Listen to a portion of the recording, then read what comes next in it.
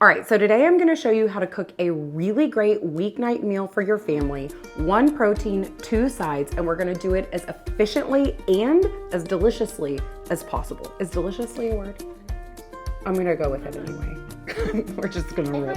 Deliciously as possible. So we're gonna start with the sweet potatoes. You're gonna rinse and dry your sweet potatoes. Then you're gonna transfer them to a baking sheet that's been lined with non-stick aluminum foil. Drizzle your sweet potatoes with about a tablespoon of olive oil, rub that all over, and then you're gonna pop it into the top third of a 425-degree Fahrenheit oven. Set a 40-minute timer, and now we're gonna move it on over to the pork chops. My curbside order this week consisted of 2 packages of thick cut pork chops. They should be right about 1 inch thick. One of the packages came in with really hefty sized chops and the other with little baby sized chops. I want you to know that going into the recipe, and we'll get back to that in just a sec. So the first thing we're gonna do to prep is pat those pork chops dry with a paper towel. We're doing this to take away the excess moisture from the exterior of the pork chop so that we can get a really good pan sear and so that our oil and seasoning will stick. We're gonna drizzle them with 2 tablespoons of olive oil, and then we're gonna whip up our spice rub. For the spice rub, you're gonna combine 1½ teaspoon of kosher salt, 1 3/4 teaspoon of garlic powder, 1 teaspoon of paprika, 1 teaspoon of black pepper, and a ½ teaspoon of onion powder. You're gonna mix all of those spices together, and then you're gonna bring your pork chops back, and you're gonna sprinkle evenly over the top of each pork chop. Flip those pork chops on the other side and do 1 more even layer of the seasoning all over the chop. Now we're just gonna rub that in, and we're gonna move on to some bacon. The bacon is gonna serve double duty in both flavoring the pork chops, and it's gonna be an addition to our delicious Brussels sprout salad. If you need help getting your kids to eat Brussels sprouts, try adding bacon. So we've got 3 slices of thick cut bacon. We're just gonna go ahead and dice that up, and then we're gonna add it to a large saute pan over medium-high heat. Cook that bacon for about 5 to 7 minutes, sauteing often until the bacon is crispy to your liking. You're gonna use a slotted spoon to remove that bacon from the pan, making sure that you're leaving that bacon grease behind. That's not really enough oil to get a good sear on those chops, so you're gonna add 1 to 2 more tablespoons of olive oil, let that come to temperature, and then you're gonna add some chops to the pan.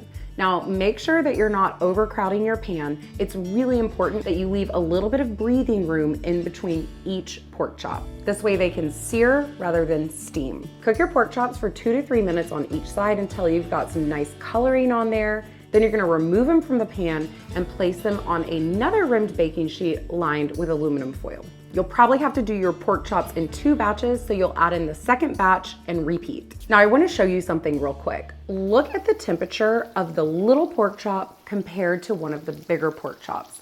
As you can see, the little pork chop is much further ahead in the cooking process. This is going to affect our time in the oven. The pork chops are not fully cooked until they've hit 145 degrees to 150 degrees Fahrenheit. So I'm gonna transfer all of the chops to the oven and cook them for about 5 minutes. Then I'm gonna check the temperature of the little chops to see if they're ready to go. Set them aside because they are totally done cooking.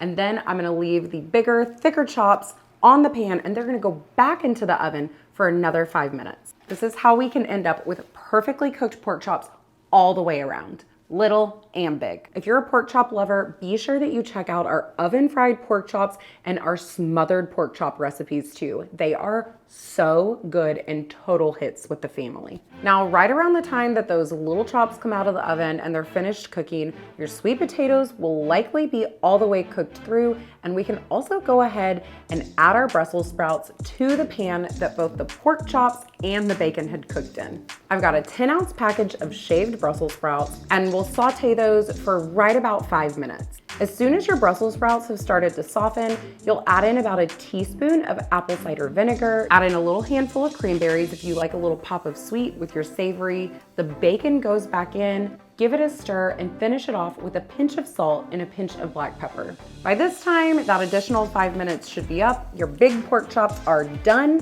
You can pull them from the oven and set them aside to rest. Last but not least, the sweet potatoes. I have a real problem waiting on sweet potatoes to cool, so do not do as I do unless you're just super into burning your fingertips. We actually do a lot with sweet potatoes on this channel. We have a sweet potato casserole that is so dreamy and should not be saved for holidays alone. The sweet potato skins should peel right off, and watch out, it's gonna be really hot. You might wanna wait a while before you decide to dig in. So you'll take the flesh of your sweet potatoes, you'll add them into a medium-sized mixing bowl, and now we're gonna bring in the mascarpone cheese. Oh my word, this is what makes these sweet potatoes so irresistible. Like, they are the best mashed sweet potatoes in the world.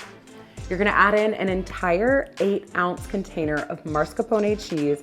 It really helps if your mascarpone can be close to room temperature before it goes in.